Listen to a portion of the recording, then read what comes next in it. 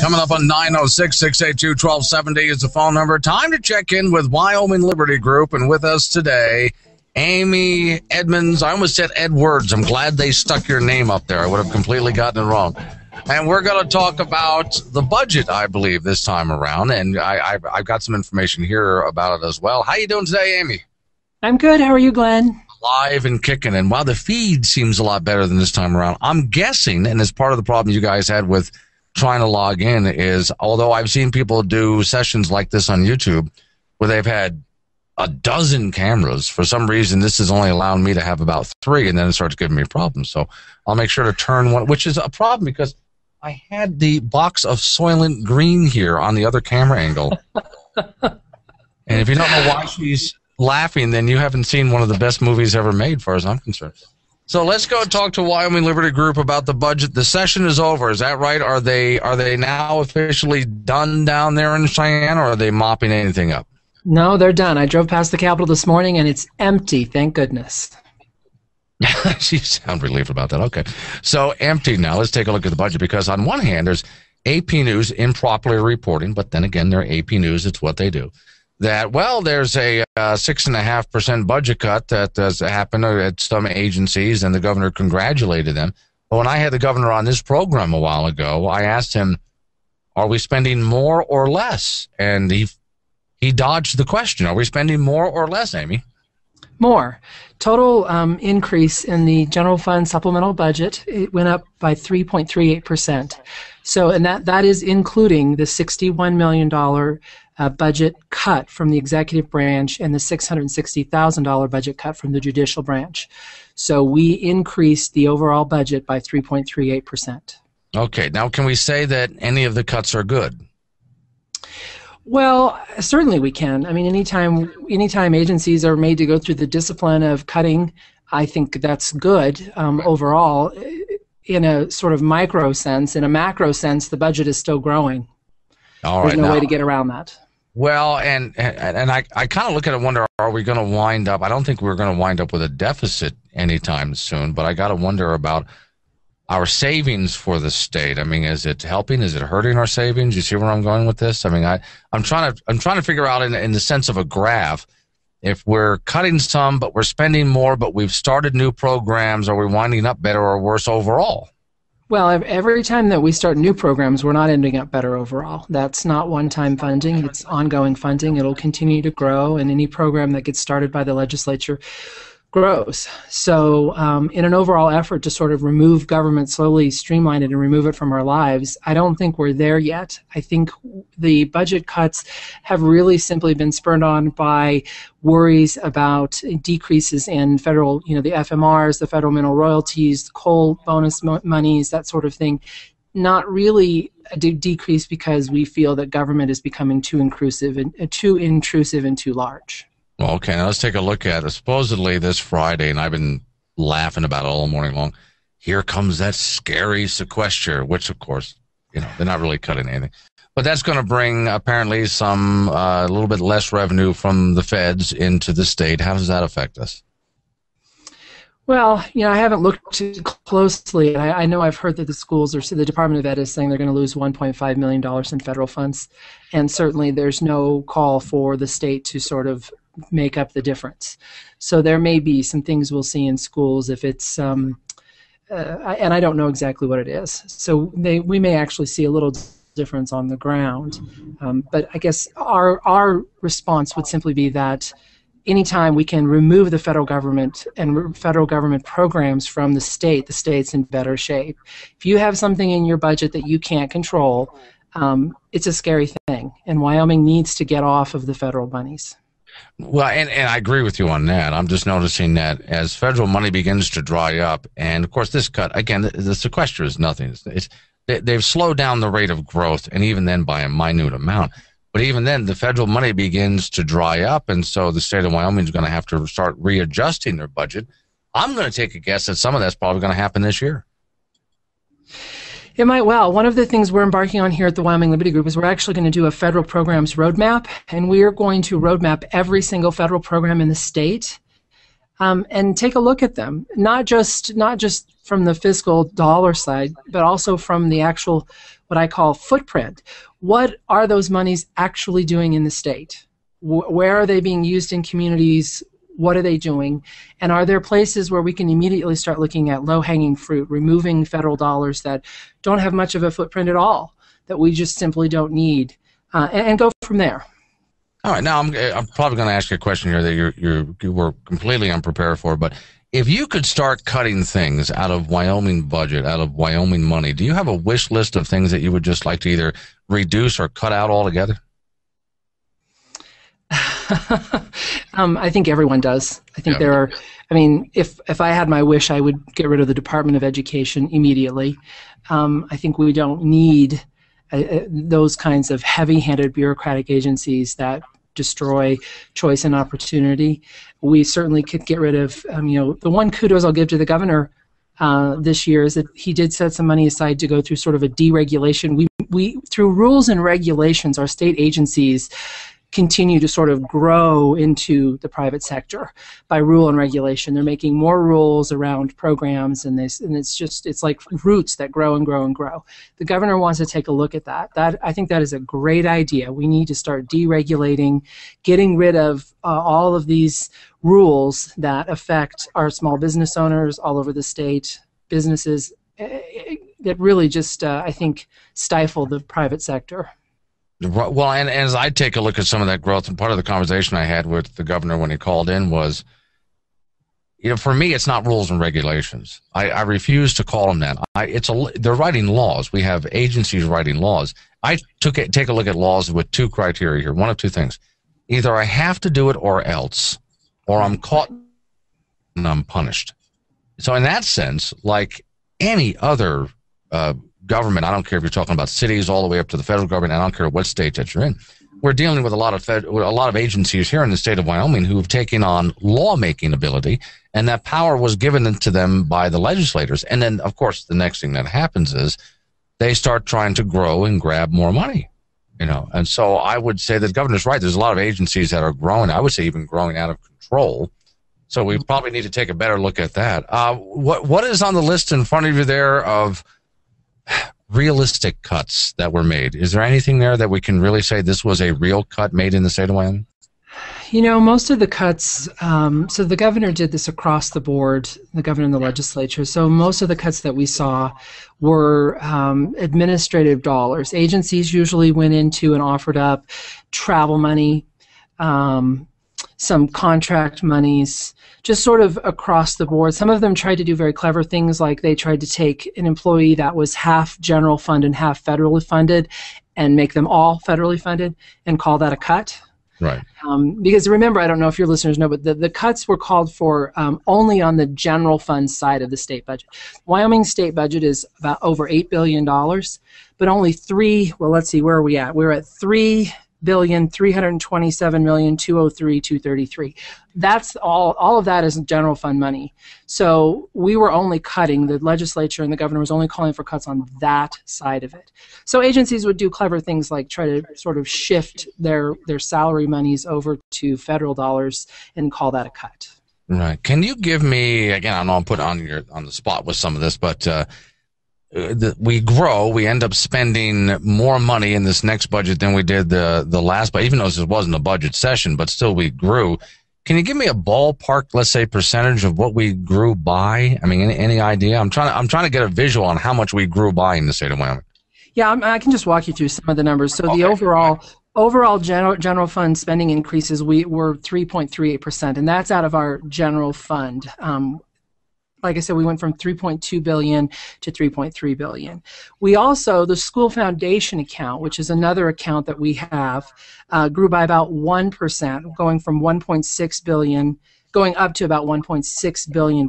And that increase, they spent about $16 million on things like the statewide longitudinal data system, Wyoming Equality Network, things like that. What is the Equality Network? Pardon me? What is the Wyoming Equality Network? It's a video conferencing system the state has that schools use, agencies can use. So instead of traveling, they can do sort of like what we're doing. They can talk to each other. See, now that actually I think is probably not a bad thing. Okay. Yeah, It's so just that's a strange name. right. It is an odd name. Some really big dollars that we saw was in the school capital construction account. Last year for the biennial budget, there was about, I think, $409 million in new school capital construction monies, so to build new school buildings.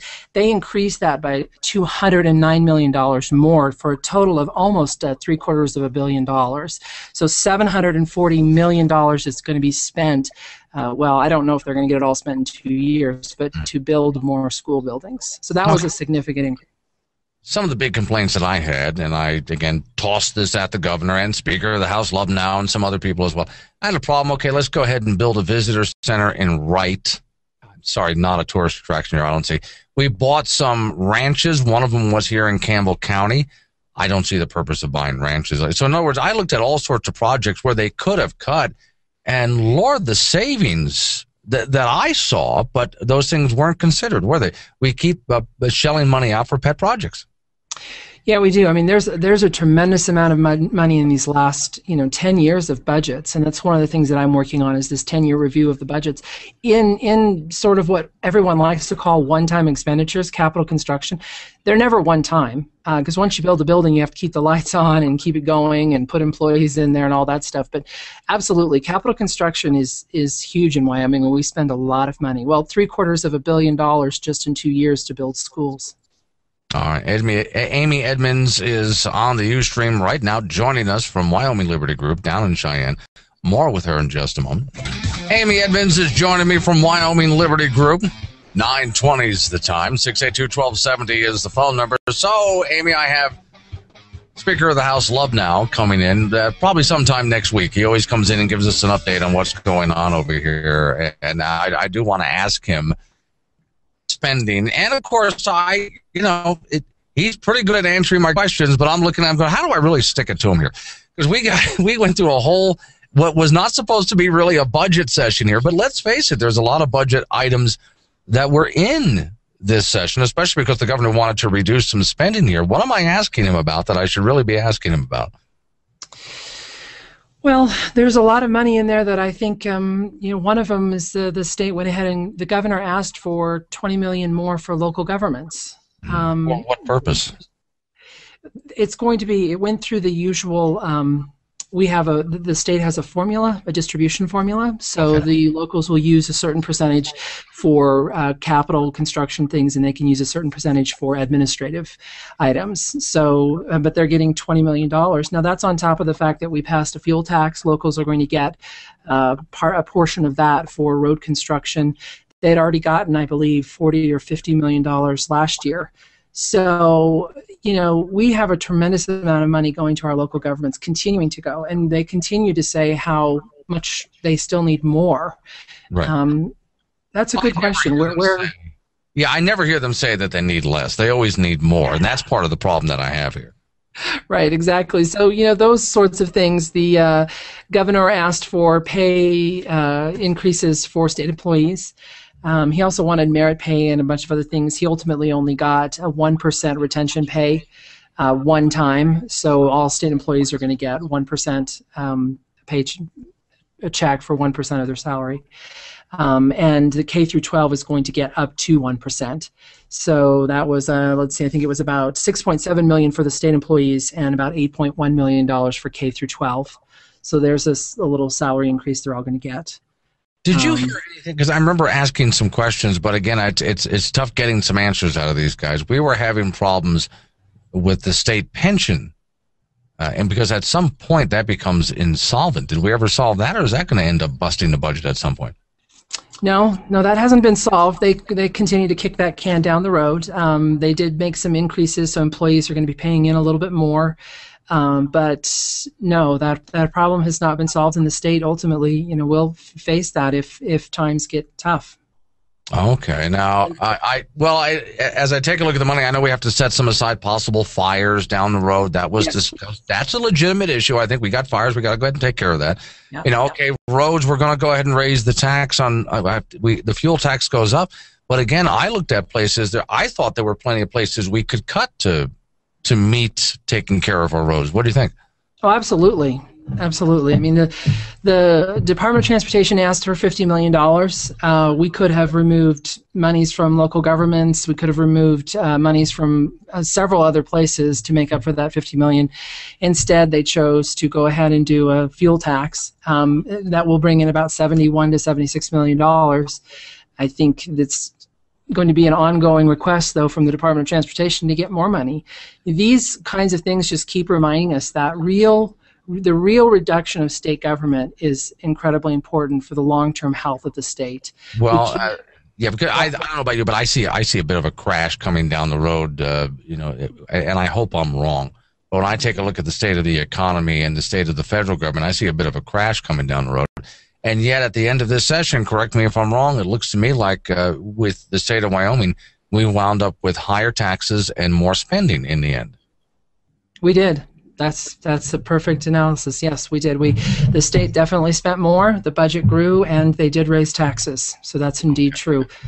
Well, to plug something that you guys, I dragged the link over to. I have a regional page which I include you guys on, and there's a story that Wyoming Liberty Group just put out. I forget who the author is, about big government in the state of Wyoming. Yeah, Dr. Sven Larson, our economist here, has just done a really great piece on looking at the GDP in Wyoming over the course of several years and seeing that actually Wyoming has been one of the hardest hit states that we're not growing as a state. Despite all of what we hear, the private sector is at a standstill right now and has been for about 2 years. This is not a good sign for the state. A lot of lawmakers have this idea that if the government spends more money, it's somehow going to grow the private sector, and that's just absolutely not true. It's the absolute opposite. As government grows, the private sector shrinks. As if you can shrink government, the private sector grows. We see this time and time again. So let me see if I get this straight. We wound up at the end of this session with a Wyoming economy that is at a standstill in the private sector, but government is going to get more money and government is going to grow. Do I have that right? Yes, you have that right. And this is the most conservative state.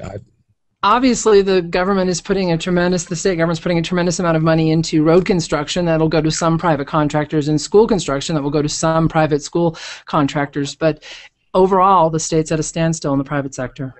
Okay. And I would agree with some of the things that they spent money on. I mean, there's a few little projects I could look at. Well, that makes sense. This makes sense over here. But overall, though, all right. So I'm still going to be working with some people to rotate out some of the people that we have in government right now in the state of Wyoming, because I agree with the statement that being the most conservative state at this point is like being the tallest midget in the room. Well, Glenn, there's another major issue, and that's revenue management. The state has always struggled. Whenever we have money on the table, they spend it. And that's going to be an ongoing. So look out in the next year, because there are some who are forecasting there's going to be over $300 million in unprofiled capital gains coming off of the Permanent Mineral Trust Fund. And I wrote another blog piece about this new SIPA account that was also created this supplemental budget cycle. They created a new SIPA account. It's the Strategic Investment Projects account. They're going to put, every 5 years, the state rebalances the portfolio for the Permanent Mineral Trust Fund. And in rebalancing it, we sell off shares, and I think they got between $50 and $80 million. They don't profile that money. So it's basically kind of quiet money. The governor came to the table and said, listen, you need to be profiling these sort of irregular capital gains. They chose to go ahead and put that money into a SIPA account, as well as capital gains. So we don't profile capital gains, but it looks like there's going to be almost $300 million. So if that's the case, Katie, bar the door, they'll be spending more money. Well, and my worry is, and I see this with a lot of other states, has this happened in the state of Wyoming? I see a lot of other states where the projection is that this money is coming, so they spend the money because it's projected that it's coming, not because it's actually arrived. Capital gains are a little different because we sold in December, so that $80 million is real money. That's really happened. That's actual money that's going to be put into the account. Same way with capital gains, July 1st is essentially when those get deposited. So they'll be real money. All right. Amy Edmonds, and she's on the YouTube stream. Thank you for coming in, Amy. As you get more articles, please let me know, because again, I'm posting them on my Facebook too. Let the audience know, and they can go ahead and read what you guys are doing. Wyoming Liberty Group, which is WyomingLiberty.org. Good to see you. Great, thanks. All right.